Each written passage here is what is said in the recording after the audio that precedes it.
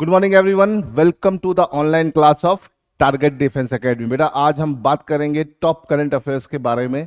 ठीक है, I hope कि आपकी तैयारी बहुत बढ़िया चल रही होगी और अगर आप तैयारी को और बेहतर करना चाहते हैं तो टारगेट डिफेंस एकेडमी से ज़रूर जुड़िए ताकि आपकी डिफेंस एग्जाम्स की तैयारी बहुत बेहतर हो सके। ठीक है, हमारे नए बैच एनडीए सीडीएस के लिए लगातार शुरू हो रहे हैं, तो जिन भी बच्चों को नए बैचेस करने हैं तो वो क्वेरी जनरेट कर सकते हैं। ठीक है बेटा, तो इसे ध्यान रखिएगा। चलो हम शुरू करते हैं आज की पहली करंट अफेयर से।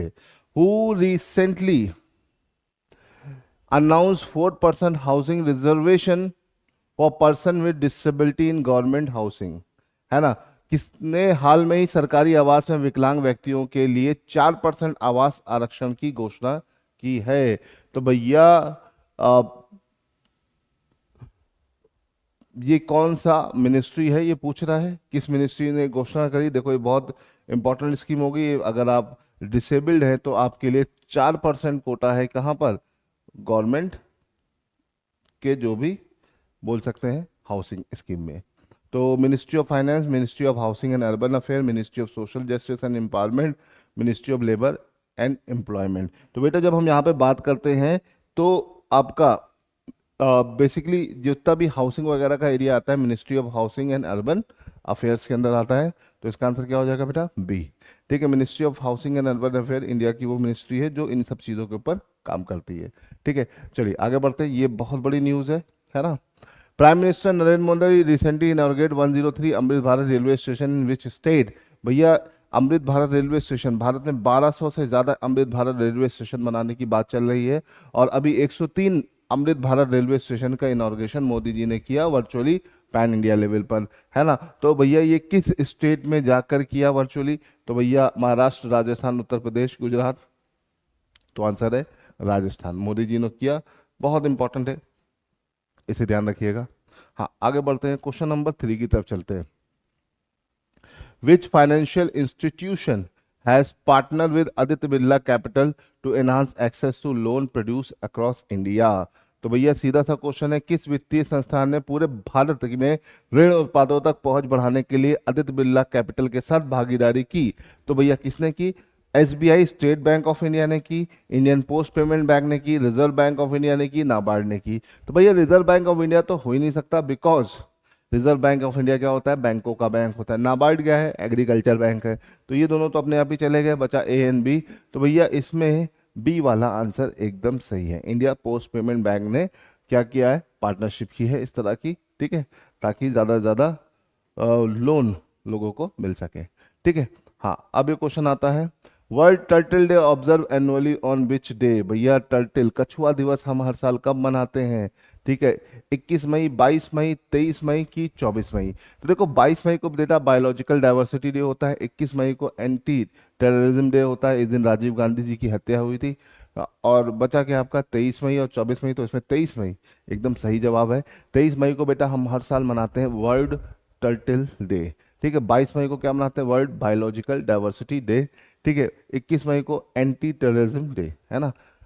तो ये सारी चीजें बेटा आपको याद रखनी पड़ेंगी। अगर आप याद रखोगे तो चीजें आसान हो जाती हैं पेपर में करने के लिए। ठीक है, चलो question number 5, in which Indian state was the butterfly species, sorry, हाँ भाई क्वेश्चन देखते हैं, in which Indian state was the butterfly species उथोलिया मलकाना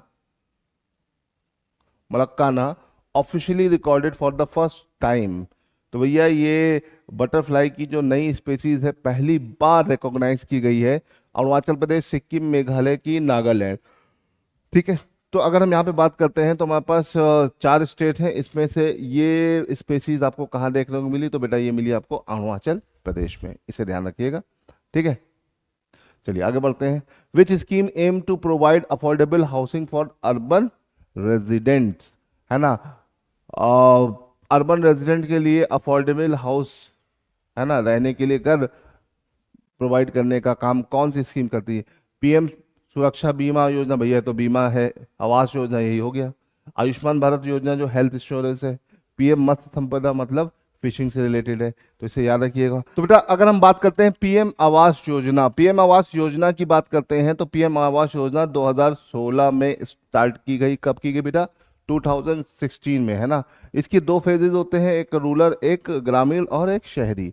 तो ग्रामीण शुरू से ही चीजें शुरू हुई 2016 में, शहरी अगले साल शुरू हुई 2017 में। तो इसे याद रखिएगा, बहुत इंपॉर्टेंट स्कीम है। ठीक है, चलिए यहाँ से आगे बढ़ते हैं। Question number 7, what is the primary objective of Ayushman Bharat योजना? भैया आयुष्मान भारत योजना की प्राइमरी स्कीम या मोटिव क्या है इस स्कीम का? फ्री एजुकेशन फॉर चिल्ड्रन, ये बिल्कुल गलत है। ठीक है। Employment generation for youth, financial assistance for farmer, ये सब नहीं है। Health insurance coverage for disadvantage family, है ना, वो फैमिली जो बीपीएल कार्ड होल्डर्स हैं उनको हेल्थ इंश्योरेंस 5 लाख तक का हेल्थ इंश्योरेंस आराम से मिलता है। इसके लिए आयुष्मान कार्ड बनता है। जिनके पास भी आयुष्मान कार्ड है तो उनको, और जो भी ऑपरेशन ऑपरेशन करने के लिए सब चीज़ें होती है वो बहुत आसानी से अवेलेबिलिटी हो जाती है। ठीक है, चलो यहाँ से आगे बढ़ते हैं बेटा। Which scheme was launch to support Indian fishing sector? भैया इंडियन फिशिंग सेक्टर को सपोर्ट करने के लिए कौन सी स्कीम लॉन्च हुई? तो पीएम मत्स्य संपदा योजना। ठीक है, ये जो स्कीम है बेटा ये 2020 में चालू हुई, इसे याद रखिएगा। इसका मेन मोटिव था इंडिया में ब्लू रेवोल्यूशन को आगे बढ़ाना। किसे? ब्लू रेवोल्यूशन को। ब्लू रेवोल्यूशन मतलब नीली क्रांति। और बेटा नीली क्रांति की जब बात आती है तो नीली क्रांति का रिलेशन किससे होता है? ठीक है, फिशिंग या मरीन एनिमल्स के कल्चर से। ठीक है, तो इसे ध्यान रखिएगा, बड़ा इंपॉर्टेंट क्वेश्चन है। पीएम मत्स्य संपदा योजना।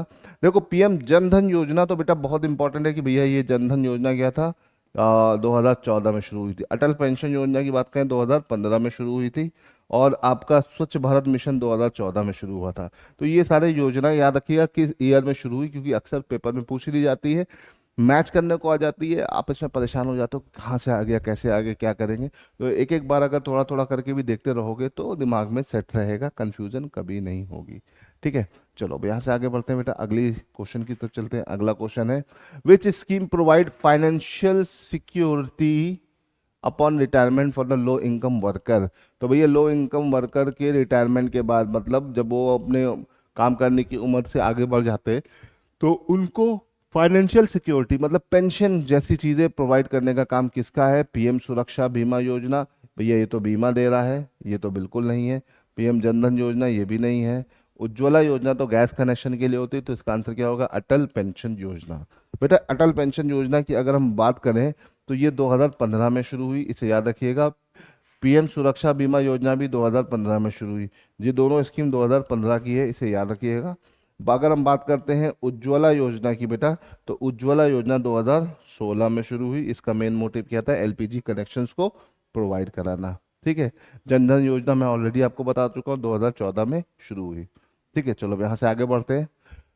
हाँ भाई, क्वेश्चन नंबर 10 की तरफ चलते हैं। Which scheme aim to provide free LPG connections to rural household? है ना, जो रूरल हाउस होल्ड हैं उनको फ्री एलपीजी कनेक्शन प्रोवाइड करने के लिए कौन सी स्कीम है? पीएम उज्ज्वला योजना। है ना, 2016 में शुरू हुई थी, इसे याद रखिएगा। और बीपीएल कार्ड होल्डर्स को एलपीजी कनेक्शंस प्रोवाइड कराना इस स्कीम का मेन मोटिव है। 3 साल तक ये कनेक्शंस इनको दिया जाएगा ताकि इनकी स्टेबिलिटी बनी रहे। उसके बाद फिर इनको कुछ सब्सिडाइज रेट पे ये सब चीज़ें दी जाएगी। इनिशियली इसके कई फेजेस हैं। तो अभी पीएम उज्ज्वला योजना का 2.0 फेज कंप्लीट हो गया है, तो इसे ध्यान रखिएगा। तो ये सारी चीज़ें थोड़ा सा अगर आप ध्यान रखोगे बेटा तो बहुत आसान हो जाएगा, पेपर में इन्हीं सब से क्वेश्चंस बनते हैं। ठीक है, क्वेश्चन नंबर 11 बहुत अच्छा क्वेश्चन है, काफी बवाल चल रहा है।